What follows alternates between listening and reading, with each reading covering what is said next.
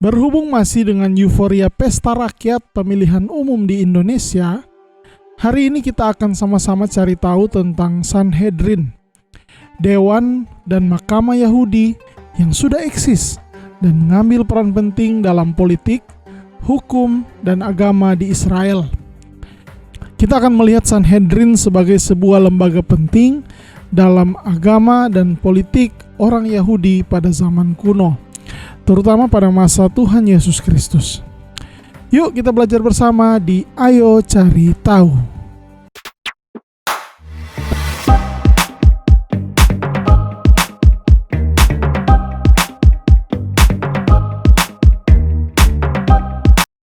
Yang pertama, definisi.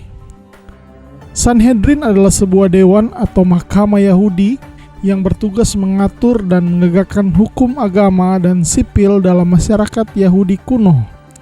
Kata Sanhedrin sendiri berasal dari bahasa Yunani yang berarti majelis atau dewan. Kata Sanhedrin juga memiliki arti suatu dewan yang terdiri atas 71 anggota. Sanhedrin berasal dari zaman kuno Israel, mungkin bermula dari lembaga-lembaga pembesar agama Yahudi. Namun bentuk yang paling terkenal dari Sanhedrin mulai muncul pada zaman Hasmonean, sekitar abad kedua sebelum Masehi, di bawah pemerintahan Yahudi Makabe. Di bawah pemerintahan Raja Herodes Agung dan kemudian pemerintahan Romawi di Israel, Sanhedrin berkembang menjadi sebuah badan pemerintah dan pengadilan Yahudi yang kuat. Sanhedrin menjadi pusat keputusan politik, hukum, dan agama bagi bangsa Yahudi. Kedua, struktur dan kewenangan. Sanhedrin sendiri terdiri dari sejumlah hakim, imam, dan ahli Taurat yang dipimpin oleh seorang presiden yang disebut sebagai nasi atau ketua. Ada juga seorang wakil ketua hakim atau Av Beit Din dan 69 anggota umum yang semuanya duduk berbentuk setengah lingkaran saat bersidang. Ketika kuil Yerusalem berdiri sebelum kehancurannya pada tahun 70 Masehi, Sanhedrin Agung akan bertemu di Aula Batu Pahat di kuil pada siang hari, kecuali sebelum hari raya dan Sabat Yahudi. Sanhedrin memiliki otoritas yang luas dalam urusan internal Yahudi, termasuk perkara-perkara hukum agama, pemerintahan lokal, dan beberapa kasus pidana. Walaupun bertindak sebagai dewan, Sanhedrin tidak dipilih secara langsung oleh rakyat seperti dalam sistem demokrasi modern.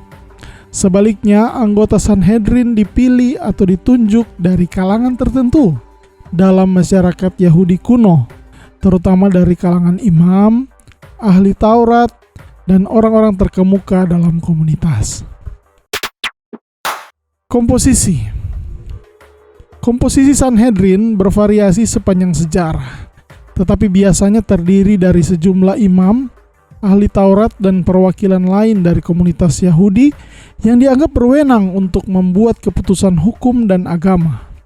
Pemilihan atau penunjukan anggota Sanhedrin biasanya dilakukan oleh otoritas yang berkuasa pada masa itu, seperti penguasa politik atau pemimpin agama. Pada masa Tuhan Yesus, ada 3 macam anggota Sanhedrin. Pertama, ada sejumlah imam dari kalangan atas. Kedua, ada sejumlah awam, yakni tua-tua Yahudi yang diambil dari kaum terkemuka Yerusalem. Ketiga, ada sejumlah kaum Farisi yang memiliki keahlian dalam menafsir Taurat, yang mana merupakan golongan yang paling berpengaruh di antara rakyat jelata. Lembaga Sanhedrin tersebut dipimpin oleh imam besar atau imam agung. Keempat, peran politik. Selain menjalankan fungsi hukum dan agama, Sanhedrin juga memiliki peran politik yang signifikan dalam hubungan dengan pemerintah Romawi. Sanhedrin memainkan peran penting dalam memelihara stabilitas politik di antara masyarakat Yahudi di bawah kekuasaan Romawi.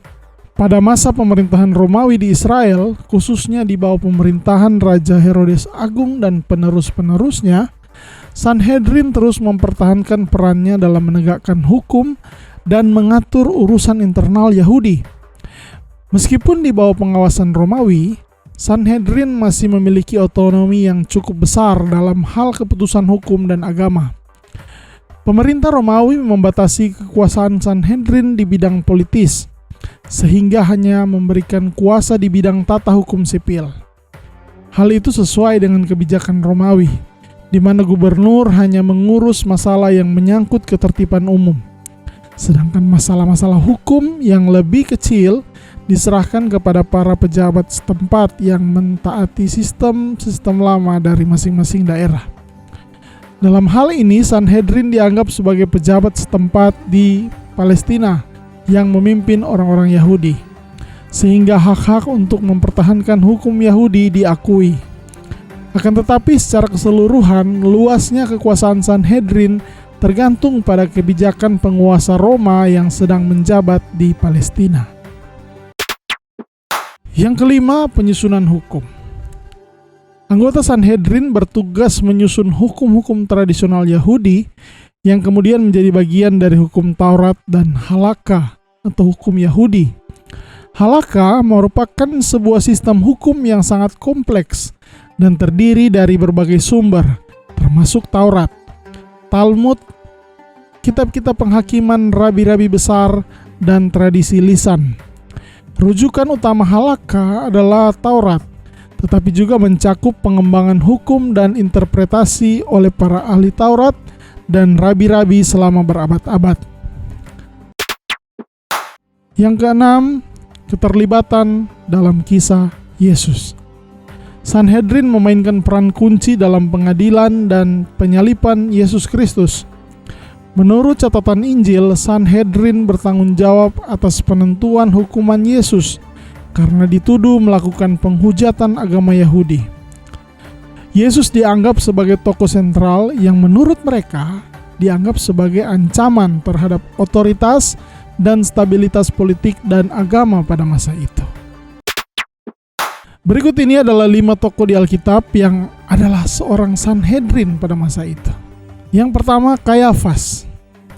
Kayafas adalah imam kepala pada masa Yesus Kristus dan merupakan salah satu tokoh terpenting dalam Sanhedrin.